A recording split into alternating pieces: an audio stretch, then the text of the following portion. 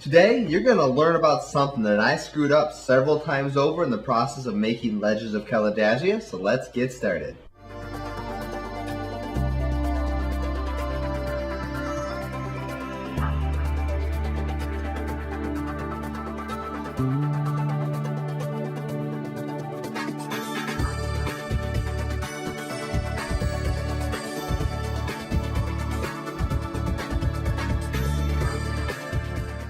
Welcome to Beyond Kalidasia, the show that takes you behind the scenes of the space combat miniatures game Legends of Kalidasia. I'm Jason, the creator of the game, and yes, I'm really going to talk about something I screwed up several times over. And what that is creating scenarios to play at conventions. So let's start kind of from the beginning of what you need to know and what I did that I shouldn't have done that really created some bad experiences for players and probably cost me a few sales. So when it comes to promoting your game, the biggest thing you're going to do as a small game company is going to be running the demos. These are demo scenarios, whether at game stores, conventions, game clubs, wherever, it does not matter. Your main goal, obviously, is two things. One, to give a fun, entertaining experience to the players, and therefore take the people who had a fun, entertaining time and convert them into customers and get them to have repeat customers to come back again and again and buy more and cooler stuff and buy ridiculous amounts of stuff like some people do with some games, and that's a different topic altogether. Now, for the purposes of this discussion, I'm breaking these scenarios into three different types. One, you're going to have what I call the quick demo. The quick demo is something you run in your vendor table or possibly in a predefined vendor demo area kind of a thing that's often not enforced at conventions. You know who I'm talking about, your particular convention. The second type is actually a game for new players. This is a full game they play from start to finish, because some conventions actually have rules about what constitutes a game and what constitutes a demo. It's just weird like that, but okay. I don't know, whatever. And so with a full-scale game for new players, there's certain things you can do and certain things you should not do when compared to the third type of game, which is the full-scale game for veteran players. So let's start back at the start here. So the quick demo. You want this to take less than 20 minutes, because if you can make it shorter than that, even better. Because you have to assume this is going to be a situation where someone may be at your vendor table. When someone's at your vendor table, they're probably standing up. And you don't want them standing up for an hour to try to show them a game. So it's important to get the core mechanics in a game and something that lasts about 15 to 20 minutes, and something that does feel like it has a start to finish to it. It's very important to then make sure not only to show the mechanics of the game off, but like I said, as general, it's fun to play. It has a little bit of suspense to it. But the final thing that's most important, make sure that the person you're playing the game wins.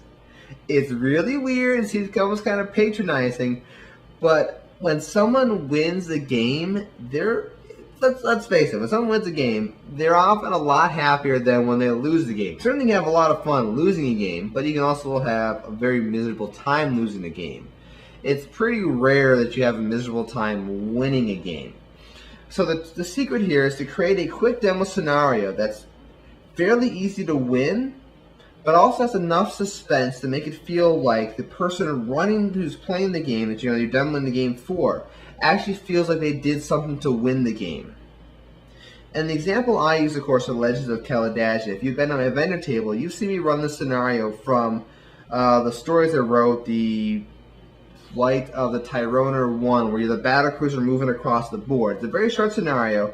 The player takes control of an Airghoul battlecruiser and must move from one corner of the board to the other corner, while I, the game master, places a Surakari and I'm attacking them with light ships in different directions.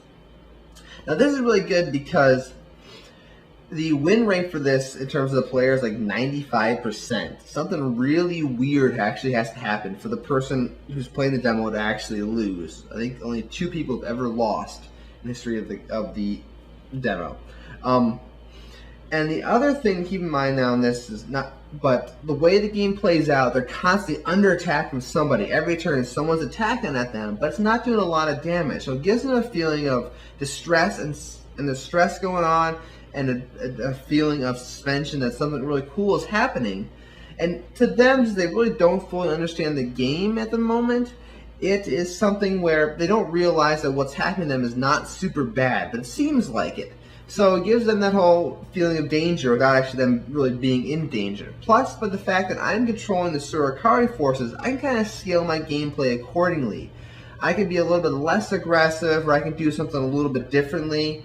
And I can even possibly not make the optimal move and play it off as, okay, I'm going to do this to show you a particular mechanic to the game. And that's another little trick too when you're doing these quick demos, is you can choose to show a mechanic of a game instead of making a better move that may put the player you're trying to demo for in a bad spot, or a more dangerous spot, a more damaging spot, something like that. So keep that in mind. So I found a little trick when I'm thinking of it. The assumption here at this point, the players may have never played your game before. At best, maybe they played the quick demo. So they got a basic grasp of the rules. Now you're tossing them into a free-for-all situation where it's them versus another player.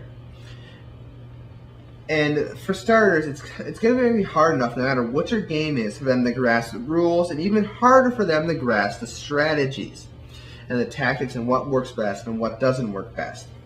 So if you're in a situation here, you know the players at all, you may want to match them up by skill level. So for example, if you've got a veteran player and a new player, maybe you've set it up where the veteran player is taking on the new player and you as the game master, you jump in the game. Because you don't want to have the new player get totally trumped. If you've got equal numbers of new players and veteran players, kind of split them up between the sides. So you have a veteran player and a new player on either side, and the veteran player can help out the new player. As for designing the scenario, you want to keep it as simple as possible, and you want to minimize randomness, that's a word. You want to minimize randomness. I've done scenarios before where people get random reinforcements, or they have some weird system where they can play cards to get reinforcements, and things like this. They add more elements to the game the player can't control, and they also add complexity to the scenario, both of which are honestly bad for a new player playing the game the first time. The last thing you want to do is have a new player leave your game feeling overwhelmed or feeling like the game just screwed them over.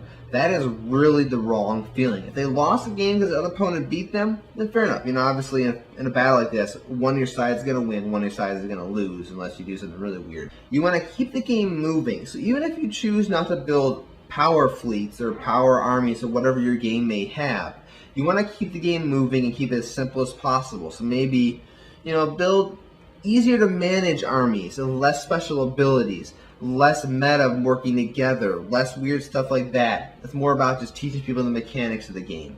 And keep your objectives fairly simple. They don't have to be as simple as kill the opponent. They can have other little things to it. But make it clear that, okay, they know the person's got to maybe, if it's not to destroy the enemy, it is move here, move there, hold this point, hold that point, things like that that are really easy to figure out.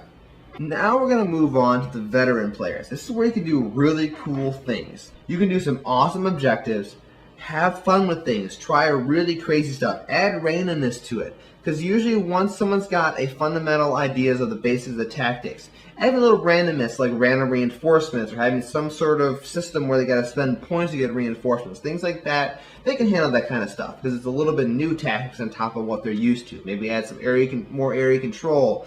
And one thing I like to do that's fun is you have hidden objectives. So each player knows what they're trying to do, but they don't know what the opposing player is kind of trying to do, because that's war for you. And that's a lot of fun, because then people try to figure out what the other person's trying to do, and they defend and they attack and do some really cool things.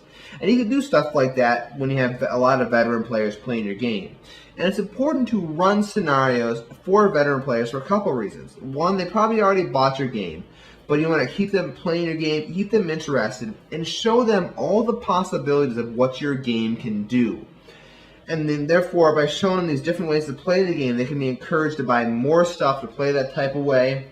Or also, they can just see how really cool and expandable your game is, and then bring their friends in to play these awesome, really neat scenarios as well. And one last little thing here. I think I might have mentioned this back when I was talking about running a vendor table in general. But get yourself a really nice water bottle and be sure to fill it up before your game. Very simple conventions are allowed, and you're even to talk to people across the table, you're probably going to be doing a lot of shouting, and your throat will get dry, and by the time you're done with it, you may not be able to talk. I've literally ran demos at a convention once. I was scheduled to run for 8 hours. That was a marathon session. I made it about 7, and I think I didn't have my water bottle with me, and I literally walked up to the game master section or whoever was running the event after 7 hours, and I'm like, I can't talk anymore. I gotta go home. And I very politely whispered as best I could, thank you for running this demo kind of a thing, because I literally couldn't talk. So make sure, have water on you. Not any other, don't have some other kind of liquid. Have water. You want to hydrate yourself. If you want to drink some pop or whatever while you're playing too, but always have water. That's a very important thing. So I think that covers everything here. If you have any questions or comments or want me to elaborate on something I talked about tonight, you can send an email to me at kalidasiagames@gmail.com. That goes over to my phone, which is probably still over there because I'm recording this at the same time as the last episode. So with that, thanks for watching. If you have any questions about Legends of Kalidasia, you want to learn more about the game or download some free stuff like a free starter set or some 3D models, head over to the game's website at kalidasia.com. And once again, I'm Jason. Have a good night, and thanks for watching.